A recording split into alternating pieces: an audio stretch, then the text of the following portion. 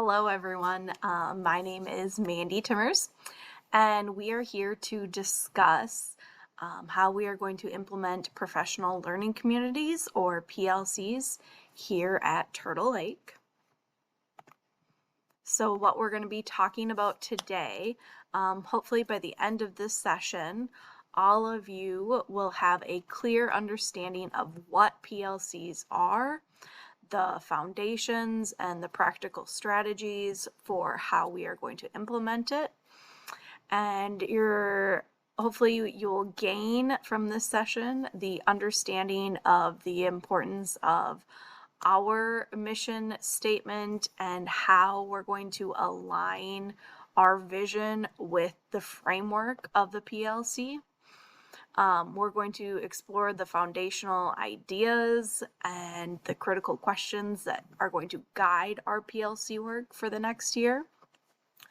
Learn how to facilitate the PLCs and how to engage among all the staff members for collaborative and cooperative teams. And then finally, review implementations and monitoring plans in order to have successful and sustainable PLCs. Why the mission and the values matter provides clarity so that everyone is on the same page. It gives us a collective commitment for our school and our staff to build upon. And it's the foundation of every high-performing professional learning community, or every PLC. So the mission that we have goes with the PLC big idea number 1, which is the focus on learning. Why we exist for every student. The vision that we have for our school falls under the PLC big idea number 2, which is collaborative culture, which is the future that we as a school aspire to build together. Then the values goes with PLC idea number 3, the results orientation, the commitments guiding our daily actions, and our goals is the whole PLC cycle. We need to align measurable outcomes to standards, assessments, and interventions. So the mission, or our purpose of our PLC, is to have a commitment to our students to make sure that all of them are able to achieve at high levels. No matter what level they are, we can help them succeed at a higher level. It provides an anchor and a foundation for all the decisions and the actions that we make within our school community and within our grade or content teams. So from our Turtle Lake website, our vision statement is to foster a culture of excellence where every person belongs, learns, and succeeds. And the big idea number 1 for PLCs is focus on learning. The mission keeps teams centered on student learning above all else. DeFore had said the mission of the learning community is not simply to ensure students are taught, but to ensure that they learn. The vision is what we aspire to become, so our collective aspiration for the future of our school and our students, we need to share a unified vision around a common future, inspiring collaborative actions and guiding every decision towards meaningful student outcomes. So every student graduates prepared to thrive as a lifelong learner, critical thinker, and engaged community member, which falls under our PLC big idea number 2, which is collaborative culture. Vision drives teams to work independently towards shared goals, and creating the shared direction gives an alignment to our vision and our effort and sustains momentum of something that we're striving for. Our values, or how we behave as a staff, as a school, they define the behaviors and commitments that everyone needs to agree upon. They anchor the PLC big idea number 3, which is the results orientation. Teams are using data to drive the important decisions and improve outcomes. Finally, our goals, how we measure progress. We need to align our goals to our PLC cycle, which is our essential standards that we have already unpacked, our common assessments that we have already created as a district, and then that's going to help us with our targeted interventions. So when we make our goal, we need to make sure it's a SMART goal, specific, measurable outcomes that are aligned to student learning, and make sure that we are using shared dashboards, team logs, or quarterly review protocols so that everyone in the PLC is on the same page. When you are facilitating the development process, so when we're beginning our PLC teams, we are going to structure it into 6 different steps. So the first 4 are about gathering input and deciding what you want it to look like. So our first step 1 is get different perspectives through surveys, discussions, reflections. We're going to focus on in-person discussions since we are so small. The second one is draft collaboratively. So in our small groups, you are going to brainstorm together your mission, vision, values, and goal statements. Then identify some common themes. So analyze drafts to surface shared language and core commitments. What do you want to prioritize as a group? And then finally, you're going to refine your statements, revise drafts to make sure that it is clear for anyone to be able to read. Make sure they're aligned with our standards and that you all agree on them.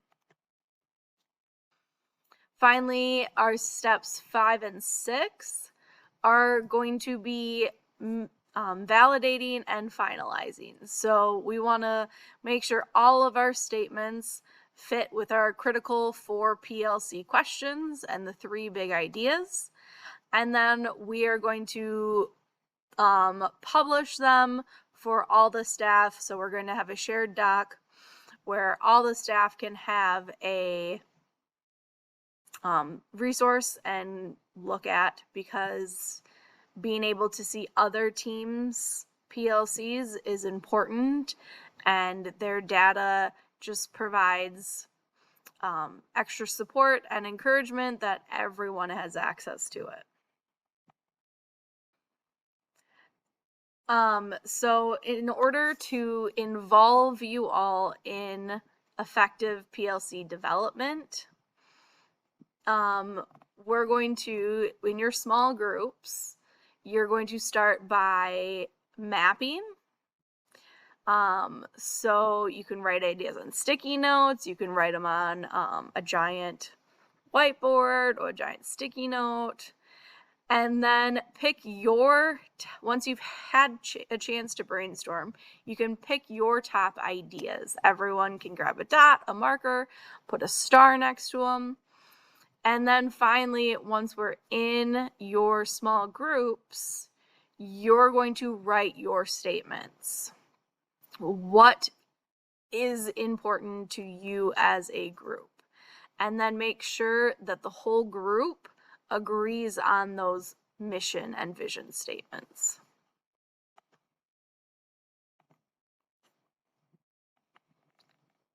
So we want to make sure that each of our vision statements, mission statements, are using our 4 essential PLC questions. What do we want students to learn? How will we know if they've learned it? What will we do if they haven't learned it? And what will we do if they already know it? We need to make sure that all of our values, our vision, our mission are keeping those 4 questions in mind. So right now, we're going to take a few minutes to reflect on our school's current mission statement and how well you think it aligns with our PLCs. So our school mission statement is to foster a culture of excellence where every person belongs, learns, and succeeds. So I want you to take a couple minutes and think about, do you think that our current mission statement aligns with the PLC principles? Or are there any gaps that you think that we need to improve upon? So I want you to take about 3 minutes to think about this. Then we're going to partner up and you're going to share your ideas. And then finally, we're going to share out together, have a couple people share their ideas. So the 3 big ideas, so we talked about the 4 questions. These are the 3 big ideas that drive every successful PLC, which is the focus on learning, collaborative culture, and results oriented. We need to make sure that we are making decisions that are centered on what students need to learn. We need to make sure that we are working together and sharing responsibility for every student. And then finally, we need to make sure that we're looking at the data and that we are making decisions that are based on the data and not just what we think.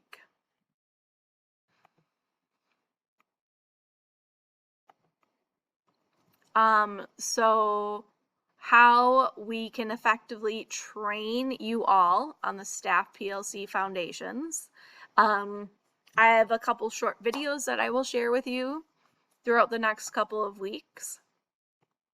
We're going to work together in our small group PLCs. Then once we've started with the team-based practice scenarios, then we're actually going to go to another school and see how they run their PLCs. And then finally, we're going to bring that back and use our student data to practice our goal setting and intervention planning.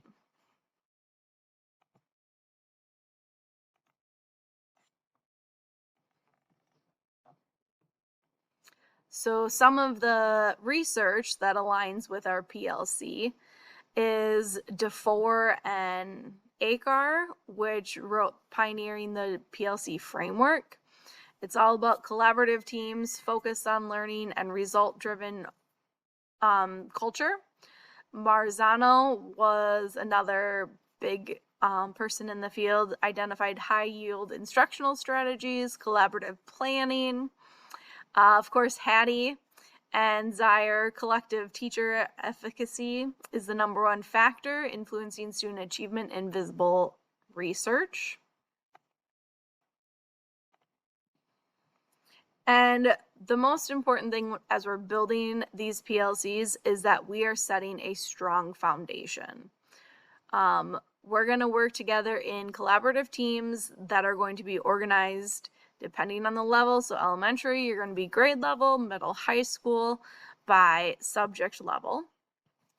We need protected weekly PLC time. It is going to become sacred time. So whatever time, whatever date, whatever time works for your group, you need to set it and protect it. Setting your team norms and shared commitments help to guide the collaboration and hold each other accountable. And then finally, your essential standards identification aligned to student learning, which we've done and unpacked already. So those are the ones that you're going to be looking at when you help answer those 4 PLC questions. So, the first things that you're going to do is have your team agenda and your data protocols. What are you going to be talking about at every PLC meeting? Try to get it sent out a couple of days ahead of time. How are you going to be analyzing your data? Make sure that your essential standards are ready to go, and they are distinguished between which ones are your boulders and which ones are your pebbles. It's important that you have a shared timeline, your assessment calendars, so that we're all on the same pace. And if you are using any resources, any video modules, documents that you're sharing, make sure that they are shared out with everyone so that every team member has access to them. So for our first year, our goal is to phase 1, establish our teams, form collaborative teams by course or grade level, set your norms and your meeting schedule.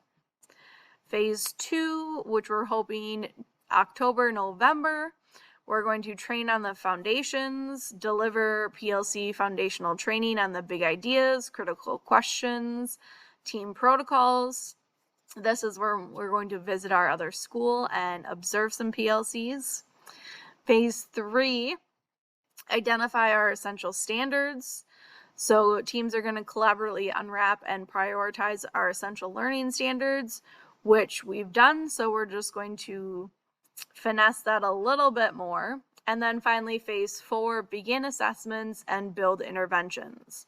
So we're going to make sure that all of our assessments are common, and we have established interventions or enrichment activities to answer the questions, what do we do if they haven't learned it, and what do we do if they've already learned it? So what I expect from you as the principal would be weekly updates and monthly highlights. Keep myself, our interventionist, informed and aligned with what is going on. As I said, all of our data is going to be in one resource, so it's going to be transparent for all subjects, all grade levels, and we can use this data to make decisions in all of our areas. And as I said, make sure that we are protecting our PLC time. Whatever time that you guys determine is the time that is sacred. It is only for PLCs. Everyone is there. And this helps to remove barriers. And another thing that I'll talk about too is the importance of celebrating your progress. So these are a couple of ways that you can choose to monitor. Again, these are optional. You can have a team log. All of us are going to have assessment data dashboards. You'll have access to it. This is where all of the data is going to be stored. If you want me to come in and sit on your PLCs, and then we are going to have quarterly reviews just to check in, see how everything is going. So what will you be focusing on in your PLC this year? So I want you to, just for a couple of minutes, think about the question, what is one area of PLC practice you want to strengthen this year?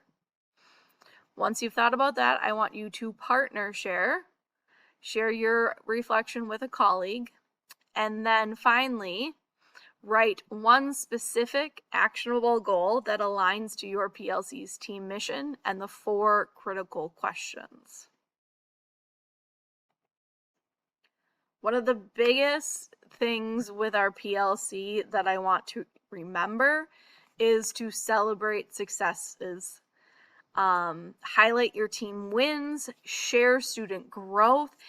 Doing these helps you push forward and continue on when you hit a rough patch.